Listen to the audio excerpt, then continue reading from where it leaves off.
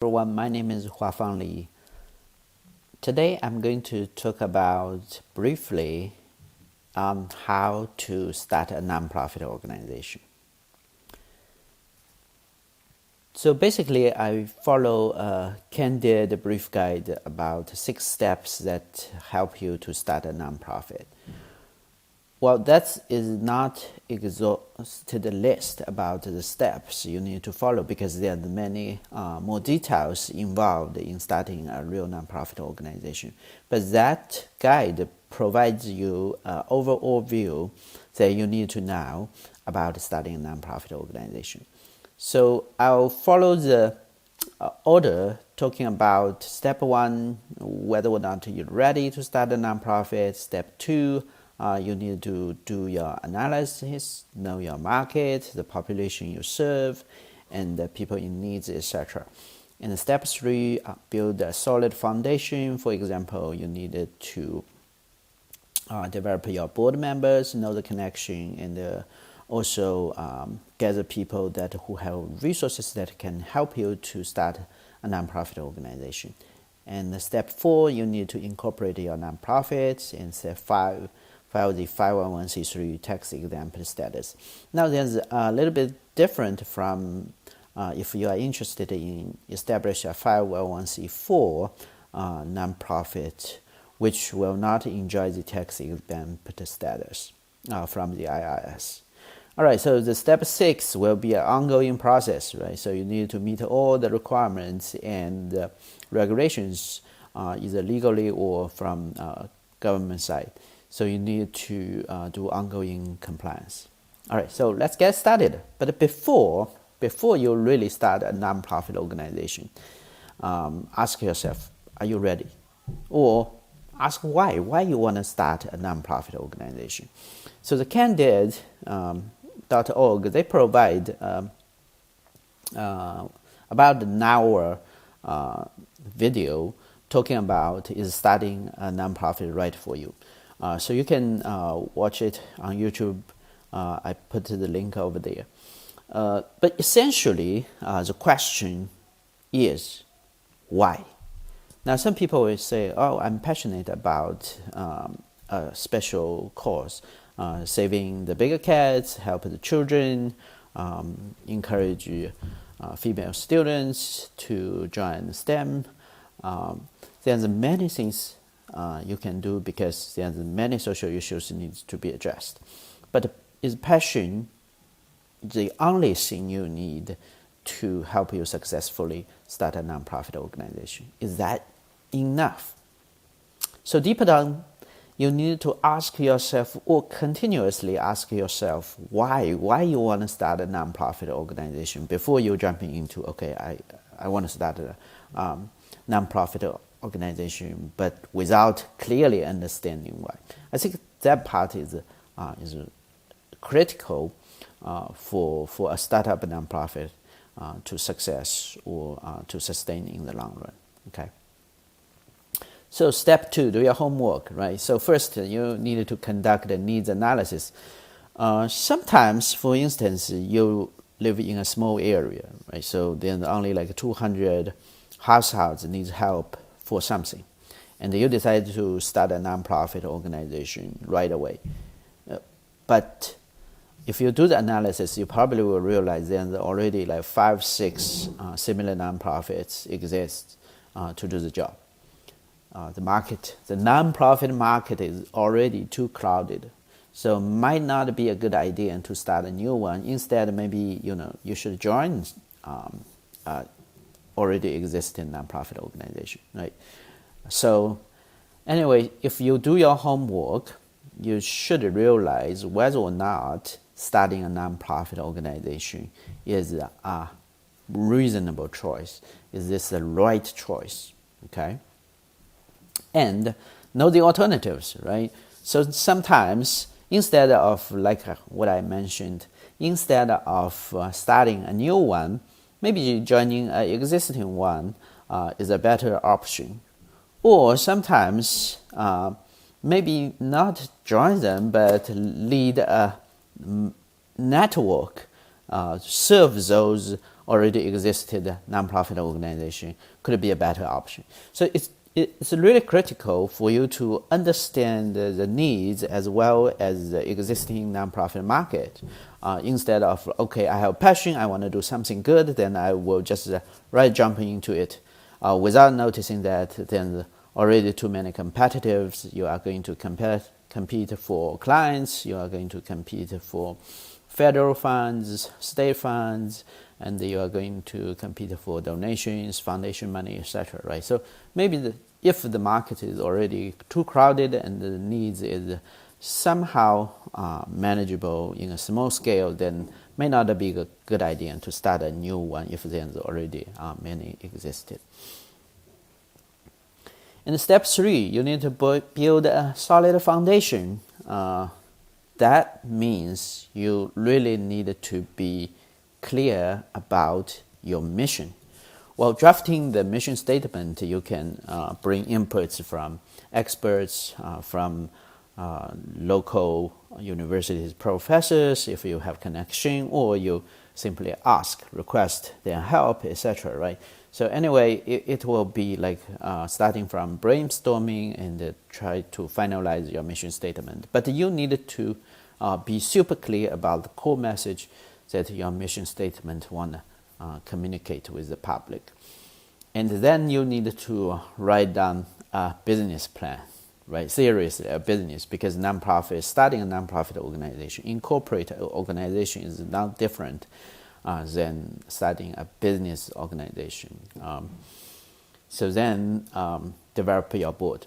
Now, that's a little bit different from the business side. Is, of course, you want your board members to bring either money or connections to money or other kind of resources that's critical to the success of your organization.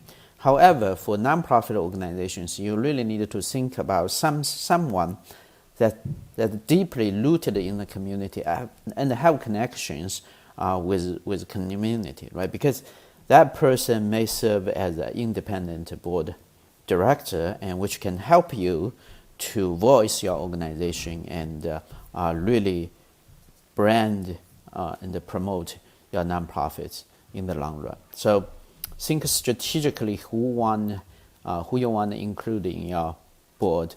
That's also very important because that will help you build a solid foundation to start a nonprofit. And then, of course, you need to incorporate your nonprofits. Instead of leave it as an informal, like a group gathering activity, if you want to enter into the business, you need to make your organization formally established. So that's why you need to incorporate your nonprofits, right? So it's more like a regulatory requirement. The Internal Revenue Service, the IRS, requires organizing documents and governance policies and procedures that are usually associated with corporations, but also related to incorporate a nonprofit organization. Many of you might see some of the nonprofits also have INC at the end of their organization's name, which means they are actually an incorporated organization, right? So that formal structure will give you like a signal, the commitment, your commitment, and also give credibility to your organizations and the services. Because many of the things without a formal organization you just can't do, right? Voluntary groups, they are great. They are pioneers in addressing social challenges. However, until you form and establish a nonprofit organization, formally take the responsibility, meet the legal requirements, and that will give you the credibility, because from that you are organizations that you can take government contracts, accept donations, working with other nonprofit organizations, etc. So this is really important to incorporate your nonprofit. And then, of course, you need to decide, right? In general, for most of the human service nonprofit organizations or according to the national tax exempt categories, you basically want to form a 501c3 tax exempt nonprofit organization, because you want, when people do give you money, you want they be able to claim in their tax file, say, okay, this is tax deductible because we give money to a 501c tax exempt nonprofit organization. Okay, so the idea is, if you are trying to heavily engage in lobbying or in political activities, you can still start a nonprofit, but instead of file for 501c3, you possibly need to file for a 501c4 organization, which will not enjoy the tax exempt status according to IRS. Okay, so then the difference between 501c3 and the 501c4. Okay, so you file this is because then you register with the Internal Revenue Service, the IRS. Then they will require you to file your annual tax forms, as well as you enjoy the tax exempt status. Basically means when you do fundraising, you can attract the donation if people care about the price of their donations, right? All right, so finally, as we said, this is the ongoing process, all right? Starting a nonprofit organization doesn't stop when the organization registered with the IRS or incorporated and registered with the IRS. It's not that, all right? It's an ongoing compliance, all right? You need to register with your state agency, prepare for annual reporting requirements, and follow the rules. Play by the book. That's what we say, right? So make sure this is because in the United States, different states have different requirements or rules for nonprofit organizations. So sometimes we would suggest you find a legal service or hire some lawyer to help you prepare all the documents. Now, some might say, okay, we are a startup, we don't have many resources to pay for the legal service. Is there any place we can seek help? Now, one of the suggestions I would say, check your local public library. Some of the public libraries, they usually have a special designated division or a special session to help local nonprofit or to help those who want to start a nonprofit organization. Even if they don't have all the resources, they may have partial resources, help you find the documents, find the forms that you need to fill, or help you make connections to someone who has expertise that can help you start a nonprofit organization. Well, the other thing is I would encourage people who want to start their own nonprofit organization, seek help from local colleges and universities, especially they have programs related to nonprofit or nonprofit management, philanthropy, etc. So possibly you'll find someone from the higher education institute, an expert, right, can help you to deal with the complicated system requirements for starting a nonprofit organization, or at least they can help you maneuver the system so that you can successfully start your own nonprofit. All right, then the more details when we really down to how exactly should I start a nonprofit organization, what should I do, what are the legal requirements, etc. As I said, okay, that varies across different states. So for the details, I would rather suggest you consulting a manual guidance or the book from the state where you live, or the state where you want to start your nonprofit organization. And if possible, use some professional legal service to help you start a nonprofit. All right, so this is just a basic overview about how to start a nonprofit organization. Thank you very much.